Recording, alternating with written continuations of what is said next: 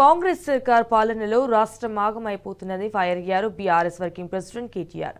పల్లెల్లో సాగునీళ్లు లేవు, పట్నంలో తాగునీళ్లు లేవని కేటీఆర్ మండిపడ్డారు.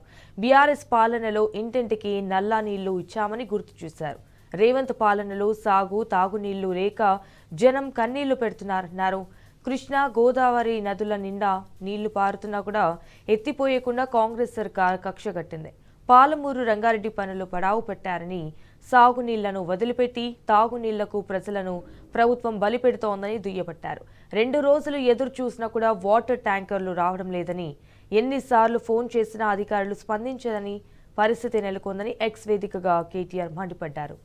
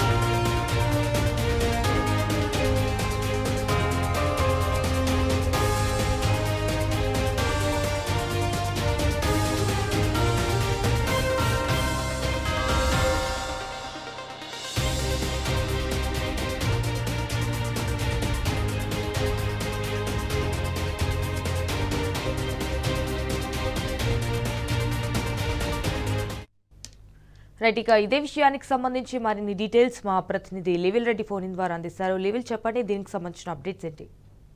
వాళ్ళ ఏదైతే రాష్ట్రంలో పూర్తిగా వర్షాభావ పరిస్థితుల్లో పూర్తిగా అంధకారం నెలకొంది. ఇప్పటికే తాగునీరు ఒకవైపు అరిగోసపడుతుంటే మరోవైపు తాగునీరు కూడా దిక్కులేని పరిస్థితిలో ఉంది. ఈ నేపథ్యంలోనే బీఆర్ఎస్ వర్కింగ్ కేటీఆర్ ఆందోళనకరం వ్యక్తం చేశారు. పల్లెల్లో సాగునీళ్ళు లేవు, పట్టణంలో తాగునీళ్ళు లేవు, నాడు ఇంటింటికి నల్లా నీళ్లు, నేడు తాగునీళ్లు లేక జనం కన్నీళ్లు అంటూ కూడా ఈ సందర్భంగా ఎద్దేవా చేశారు. కృష్ణా గోదావరి నదుల్లో నిండా నీళ్లు పారుతున్నా వాటిని ఎత్తిపోయకుండా కక్షగట్టిన కాంగ్రెస్ సర్కార్ కాళేశ్వరం గేట్లు తెరిచిపెట్టారు. పాలమూరు రంగారెడ్డి పనులు పండబెట్టారు. సర్కారు మోసానికి సాక్ష్యంగా వెలబెలబోతున్న రిజర్వాయర్లు, చెరువులు, కుంటలంటూ కూడా ఈ సందర్భంగా ఆవేదన వ్యక్తం చేశారు. అడుగంటిన బోర్లు, పడావు పడ్డ పొలాలు, వ్యవసాయానికే కాదు వ్యక్తిగత అవసరాలకు లేని నీళ్లు అంటూ కూడా ఈ సందర్భంగా ఎక్స్ వేదికగా ప్రభుత్వంపై తీవ్ర స్థాయిలో మండిపడ్డారు. సాగునీళ్లు వదిలిపెట్టి తాగునీళ్లు బలిపెడుతున్న ప్రభుత్వం ఈ కాంగ్రెస్ ప్రభుత్వం, నయవంచిన ప్రభుత్వం అంటూ కూడా సందర్భంగా ఎద్దేవా చేస్తూ 2 రోజులు ఎదురు చూసినా రాని ట్యాంకర్లు, ఎన్నిసార్లు ఫోన్ చేసినా స్పందించని అధికారులు, సర్కారు నిర్వహణ లోపంతో ఏకంగా రోజుకు 8,000 ట్యాంకర్ల డిమాండ్ పెరుగుతుంది. పాలన చేతకాక పతనమవుతున్న వ్యవస్థలు, నీళ్లు కొనలేక పాటలు పడలేక ప్రజల అవస్థలు అంటూ కూడా ఎక్స్ వేదికగా ఆందోళన వ్యక్తం చేశారు. కాంగ్రెస్ పాపం ప్రజలకు శాపం, జాగో తెలంగాణ అంటూ కూడా సందర్భంగా హెచ్చరిస్తూ ఇప్పటికైనా కాంగ్రెస్ ప్రభుత్వం కళ్ళు తెరిచి గోదావరి నది నీళ్లను ఎత్తిపోసి తెలంగాణ ప్రజలకు సాగునీరుతో పాటు హైదరాబాద్ నగరంతో పాటు ఇతర నగరాలకు తాగునీరు అందించాలని చెప్పేసి కూడా ఈ సందర్భంగా ప్రభుత్వాన్ని డిమాండ్ చేశారు.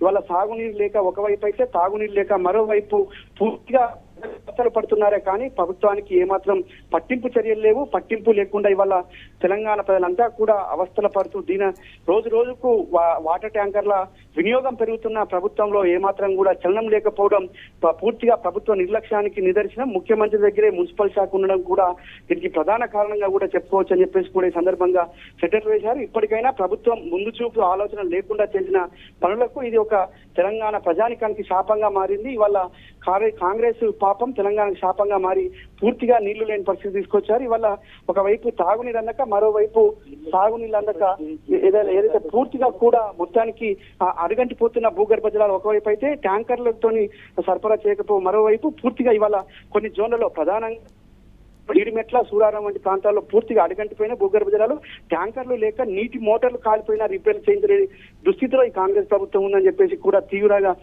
ఆవేదన వ్యక్తం చేశారు. ఇప్పటికైనా ప్రభుత్వం చొరవ చూపి తాగునీరు అందించే చర్యలు చేపట్టాలి, ఇటు సాగునీరు అందించి రైతాంగాన్ని కాపాడుకోవాలని చెప్పేసి కూడా ప్రభుత్వాన్ని డిమాండ్ చేశారు.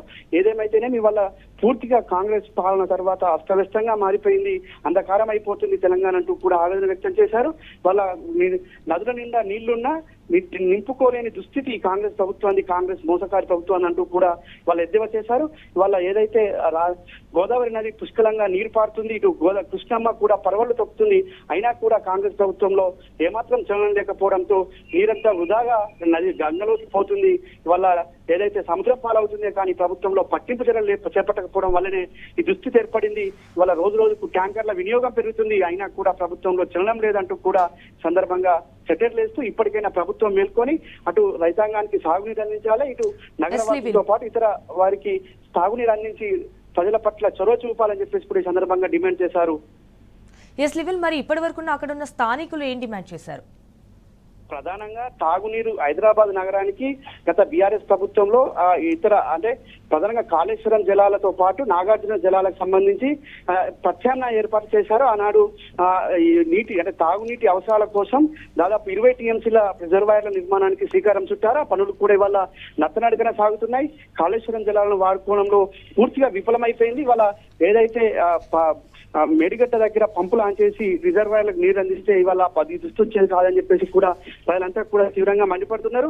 ఇవాళ తెలంగాణకు ఈ దుస్థితి ప్రధానంగా హైదరాబాద్ నగరంలో తాగునీరుతో రోజు రోజుకు అరిగోసపడుతున్న రైతాంగానికి ఇదొక హెచ్చరిక లాంటిదని కూడా చెప్తున్నారు. అటు హైదరాబాద్ నగరంలో తాగునీరుతో పాటు పూర్తిగా నగరంలోని పలు జిల్లాల్లో పూర్తిగా వర్షాభావ పరిస్థితిలో పూర్తిగా సాగునీరు కూడా అందక పంట పొలాలు ఎండిపోతున్న దుస్థితి ఏర్పడింది.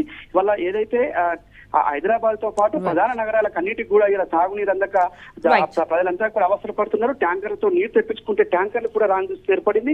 ట్యాంకర్లు ఫోన్ చేస్తే కూడా స్పందించని అధికారులు అంటూ కూడా సందర్భంగా ఎద్దేవా చేశారు. ఇప్పటికైనా ప్రభుత్వం మేల్కొని ఆ దిశగా చర్యలు చేపట్టకపోతే రానున్న రోజుల్లో మరింత ఇబ్బందులు తలెత్తాయని చెప్పేసి కూడా బీఆర్ఎస్ కేటీఆర్ సందర్భంగా ఎక్స్ వేదికగా ప్రభుత్వంపై మండిపడ్డారు. ఆల్ రైట్ లివిల్, thank you for the updates.